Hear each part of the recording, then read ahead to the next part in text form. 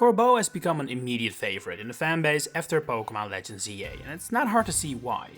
The series has introduced us to so many characters over the course of its nearly 30-year lifespan, but only very rarely can a Pokémon character be considered morally interesting.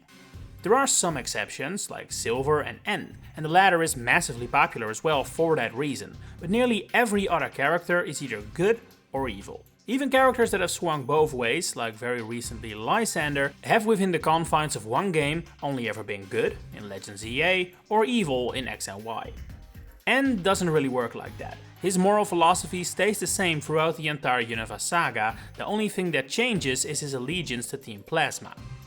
But now, all these years later, N finally has a challenger to the throne of morally grey king of Pokémon, Corbeau.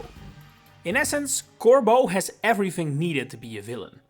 He runs a mob-like organization, the Rust Syndicate. He is feared by most folks we hear talk about him, and most seem to agree he's bad news. But then when we meet him, we find he actually does a lot of good things for the city and his community.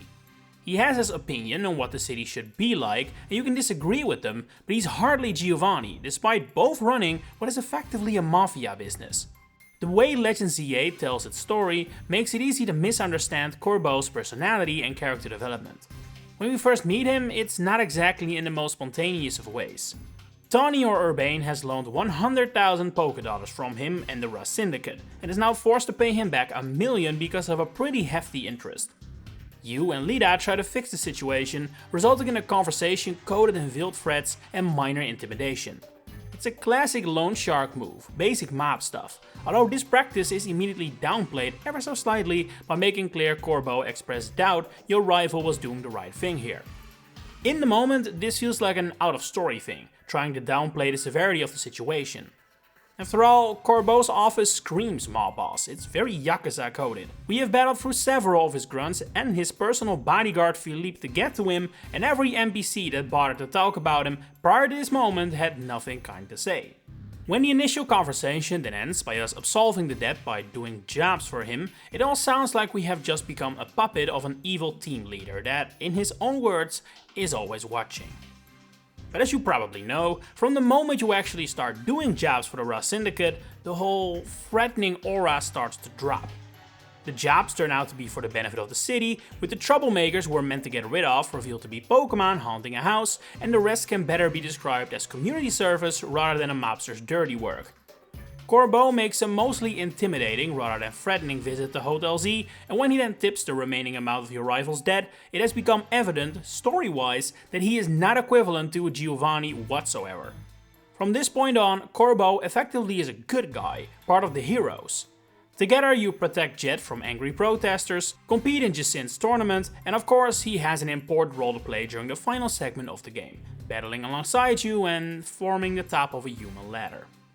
Can't say I see Gitsis or Cyrus doing that anytime soon. At this point, it is easy to see Corbeau as someone who has changed his ways, or someone who appeared threatening and dangerous, but never actually was. But make no mistake, Corbeau is still effectively an evil team leader. We just aren't on his bad side anymore. And unlike past leaders of criminal organizations in the Pokémon world, he isn't pure evil, there's nuance to him. He also has things he likes, he enjoys, he cares about, which we can't really say for other evil team leaders unless you consider world domination and the destruction of society eligible answers. As a child, Corbeau was an outsider in Lumiose City who couldn't find his place in society. We don't know exactly whether he is a Kalos native, as his design does feel very coded to other locations. He resembles Kirin and Carmine to a certain extent. His outfit contains hints of Fezandipity and Petulant, both Kitakami natives, and he is fairly short, like many Asian people are compared to Westerners.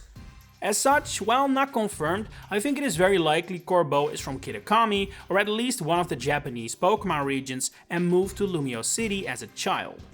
It would explain why he felt like an outsider there, and also why his office and organization resembles the Japanese mafia, the Yakuza, more than the European mobs, as prevalently seen in Italy rather than France. More about that later though. While we don't know Corbeau's exact age either, he's most likely somewhere in his 20s, mostly due to the fact we know that he received help as a child from Lysandre, so he has to be significantly younger than him, but also can be much older. But it is also clear Corbeau isn't a teen anymore. But this is a very interesting connection though, because it allows us to directly compare Corbeau, an evil team leader who will probably not even be seen by the fanbase as one, versus Lysandre, who everyone agrees is one. As the story goes, Lysandre regularly helped Corbeau financially all throughout his life, even as a young adult. It's clear this has made Corbeau the man he is today, someone who only knows the shadier side of society and how to make money there, with Philippe mentioning that he made a name for himself with self-started businesses of varying legality. But because of what Lysandre did to him, Corbeau also wants to give back to the city and its people, despite having been an outsider and presumably not been treating well inside it. But this is where the interesting difference lies. Lysandre is Corbeau's idol. He is the blueprint for the man he wants to be. Nothing shows that better than him telling Philippe to shut up because he's afraid he'll embarrass him in front of Lysandre. But the thing is, as far as we know, Lysandre was never the man that Corbeau thinks he was. Yeah, we know Lysandre used a lot of his riches for good, making big donations to those in need and sharing the wealth he earned from the development of the Holocaster and other inventions. But behind the scenes, he had been at work with Team Flare on his undoubtedly evil plans for a long time. You don't build hideouts, capture legendary Pokémon and find and reactivate the ultimate weapon in a couple months. That takes years, probably decades. While Professor Sycamore still introduced Lysandre as a great man in X and Y, the truth is he has been at work on his genocidal plan in the shadows for literal decades, and all the public work he does is merely to keep up his image. As such, purely timeline-wise, it is very likely that the donations Lysandre made to Corbeau also had those motivations behind it. It wasn't meant to be for the good of the people, to make Lumiose City a better place. It was simply a distraction, a means for an evil team leader to hide in plain sight. But Corbeau didn't and presumably still doesn't know that. He saw only that great man that Sycamore introduced and was inspired by Lysandre's public image to actually become the man Lysandre only pretended to be. A shady figure who knows how to handle both the dark sides of society, but also how to give back to the community. Because while the story may stop showing what Corbeau and the Rust Syndicate are up to, there is zero reason to suggest he has suddenly changed his ways to become pure good. Grunts of his still cause problems in side quests, he still speaks of himself as a never-do-weller, and it's the Rust Syndicate's entire business model to essentially work as loan sharks and intimidators, to make sure the community improves. And like I said earlier, depending on which side of that balance you fall, you'll feel differently about them. We get a taste of that ourselves throughout the course of the game, but you have to keep in mind that the bond and redemption Corbeau eventually gets with the player, he definitely doesn't get for everyone. For some folks in Lumiose City, he's only that man handing out predatory loans. And now you may be thinking, okay, so that does make Corbeau a fairly nuanced character with good and bad sides, but it's also a little simple, a little unrealistic. But while I do understand why you'd say that, it's actually more realistic than you might think. All over the world, organizations which undoubtedly were involved with nearly everything illegal you could think of, actually had pretty good reputations in their own communities. Visit Pablo Escobar's home turf in Colombia, and he is revered there for his philanthropic work, building houses, schools and more with his illegally gained money. The Sicilian mob did the same thing, to the point people often preferred the mob as the one keeping control over the corrupt government officials. Al Capone helped those struggling during the Great Depression in New York, and most importantly for Corbeau, this same thing can or could be seen in Japan with the Yakuza. They helped rebuild Japan after the Second World War and are also known to have helped get cities back on their feet after disastrous earthquakes and tsunamis. Let me be clear though that generally speaking, this entire trope of a mob organization protecting a neighborhood and doing good for the community is pretty outdated at this point. Nowadays, it's mostly just criminal activity with little honor code to speak of, or just kinda dead in general.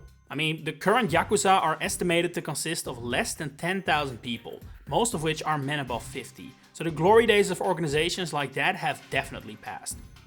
But it was once upon a time definitely a thing. In fact, many of these kinds of gangs started with the idea of doing something for the community, but over time became criminal strongholds. The reverse is true in Corbeau's case, but the idea of a gang leader like him running both shady practices and what is effectively community work can definitely be seen as mirroring these real-life organizations. Plus, the idea of the Yakuza helping to rebuild after disasters mirrors what we see in the credits, where not just Corbeau, but the whole of the Rust Syndicate helped clear the debris of Prism Tower.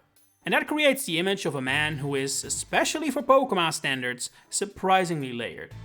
I've seen some of his more devoted fans paint his picture as your neighborhood-friendly gangster, an anti-hero so to speak, a rough man with a heart of gold. Those who feel less positive about him see him as a gangster, a loan shark, who forces people into doing his bidding by exploiting them and then washes his hands with good PR. And the thing is, they're both right, neither is wrong. It's like I've been saying multiple times throughout this video, Corbeau is one of the only people in Pokemon who you have a completely different opinion of depending on where you stand in relation to him. There is no one out there saying Cynthia is a bad person and no one thinks Giovanni is a good dude. But Corbeau, he lies in the middle.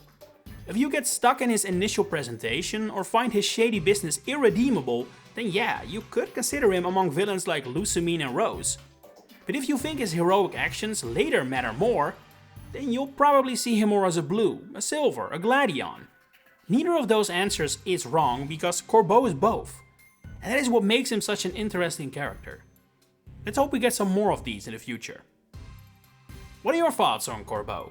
Was he an instant favorite for you, or do you just think he's a slimy mobster? Share it in the comments below.